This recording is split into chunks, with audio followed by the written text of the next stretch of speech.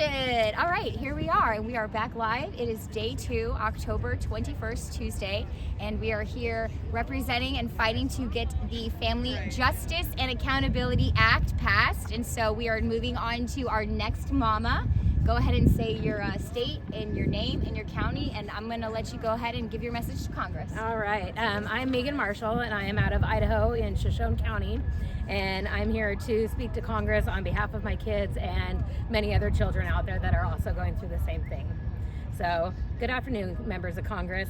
My name is Megan Marshall, and I stand before you today as a mother whose life was forever changed by a system that claims to protect children, but in my case, it broke my family instead.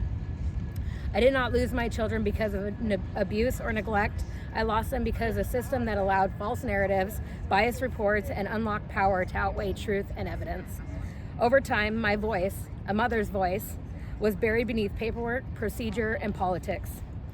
I watched my sons be pulled into confusion and pain they never should have had to carry. I watched relationships that once overflowed with love be turned into court exhibits. I did everything right. I cooperated, I documented, and I trust that fairness would prevail. But I learned that the system often values efficiency over accuracy and silence over truth. This isn't just my story.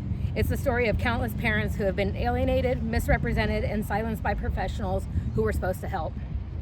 When agencies and courts fail to investigate properly or allow personal biases to drive decisions, children are the ones that pay the price. I'm not here today out of bitterness, I'm here out of purpose. Because when a system can destroy a fit parent's bond with their child, when due process is replaced by assumption, and when healing is replaced by harm, something must change.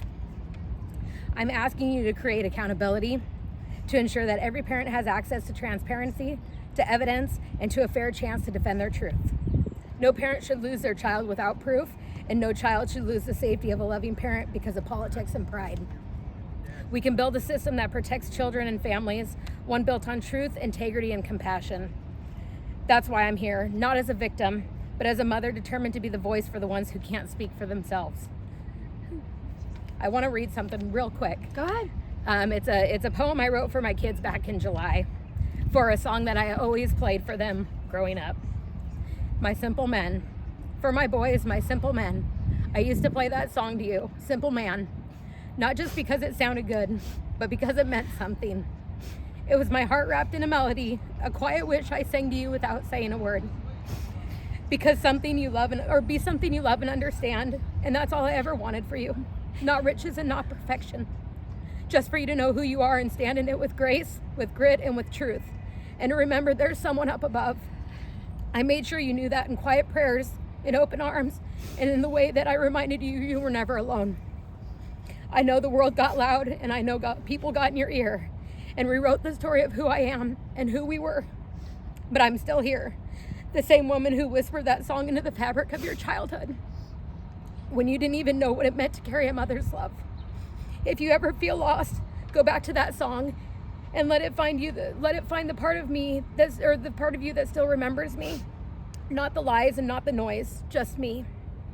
I will always love you, and I will always be your mom, and I will always see you as the simple, beautiful men I raised. And that is why I'm asking you, Congress, to please pass the Family Justice and Accountability Act. I love that song. Someone up above is right. You got me on that one. You're beautiful and a good mom.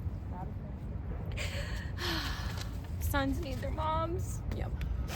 Okay.